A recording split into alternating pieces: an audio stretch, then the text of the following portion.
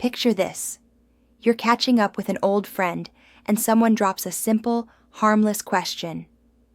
"So, are you seeing anyone these days?" Suddenly, it's like someone hit the dimmer on the room. The mood shifts, shoulders tense, and you can almost feel that awkward energy spike. Why is it that questions about intimacy can sometimes create such noticeable, almost tangible, reactions? Here's the fascinating part. Human behavior, especially around intimacy, is a lot less mysterious than we think. Today, we're diving deep into the subtle, real-world signs that a woman might not have slept with a man in a long time.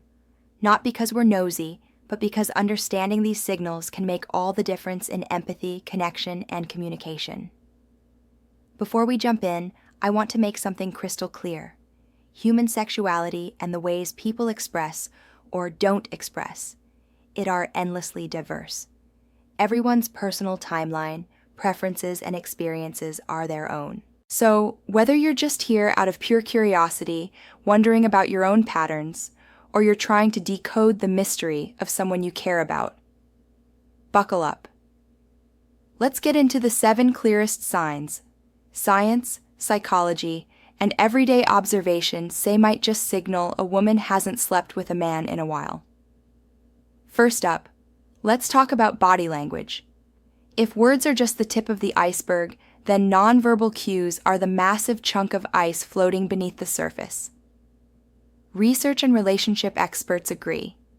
When someone is craving more physical connection, it often leaks out in their gestures and posture, even if they don't say a thing.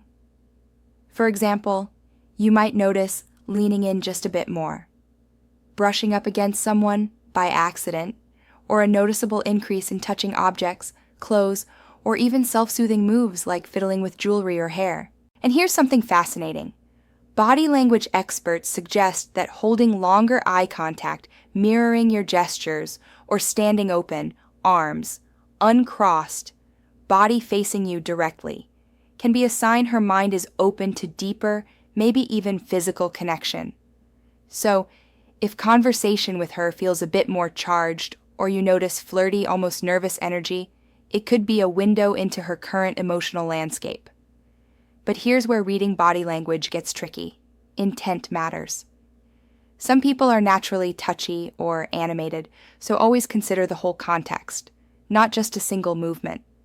That teasing touch could be a result of pent-up sexual energy, or just her being friendly. Next, there's often a shift in humor and conversation topics. Ever been in a chat where suddenly jokes have a sharper edge or double meanings start slipping in? Studies show that humor is a safe way to test boundaries and gauge interest, especially when physical barriers feel awkward to cross. Often, this is about seeing if you'll pick up what she's putting down, a conversational dance to test the waters without risking outright rejection. But these shifts can be subtle. A shy smile after a suggestive joke, or a "just kidding," unless joke, are playful invitations for you to signal back without putting either of you on the spot. This type of humor lets her preserve deniability while also expressing latent desire, a balance between vulnerability and self-protection. Now let's talk about behavior online and on social media. In today's world, our digital self often reflects our offline emotions more than we admit. Psychologists have found that if someone is feeling underfulfilled in one area of life, they might compensate in another, sometimes without even realizing it.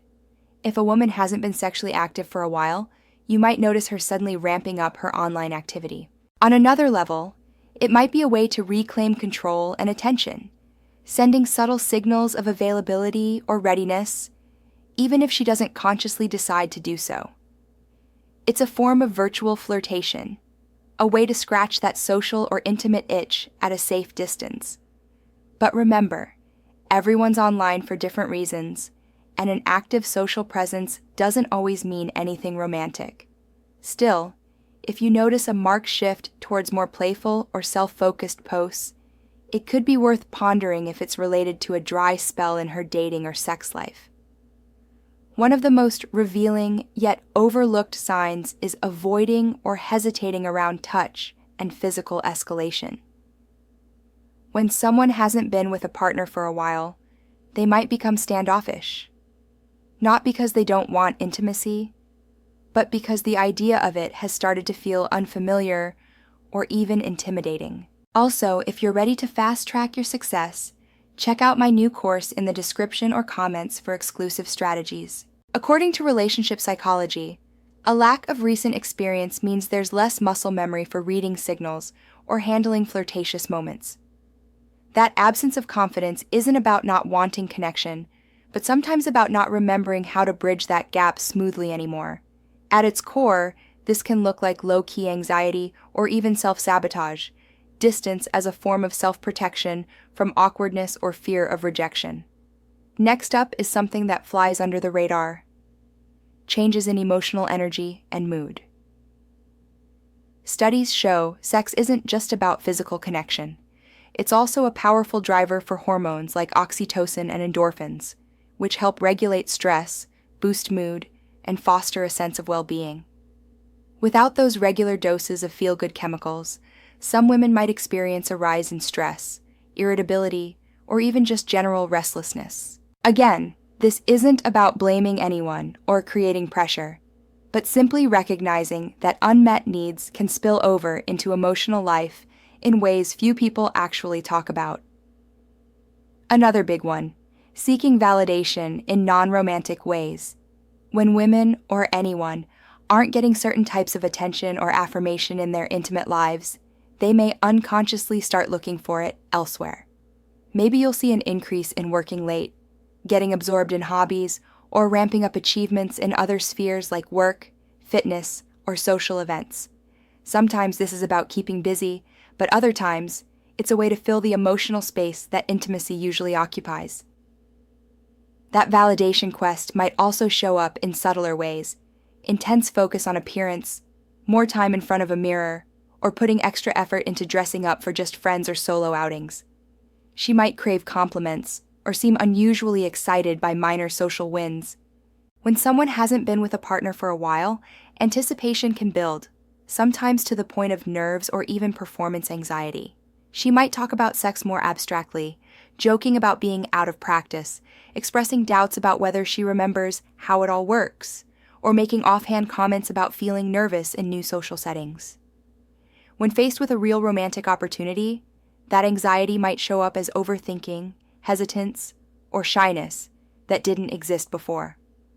Psychologists note that this type of insecurity isn't always visible on the surface. People often cover up with bravado, humor, or feigned indifference. But if you're paying attention, you'll sometimes see cracks.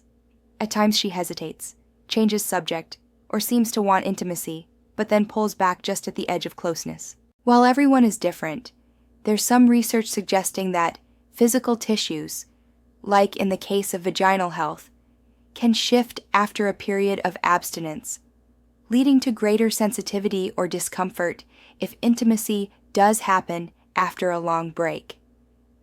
Now, no one's going to talk about this outright in a casual chat, but sometimes comments about discomfort, not remembering preferences, or being rusty are little, unfiltered hints at a longer dry spell.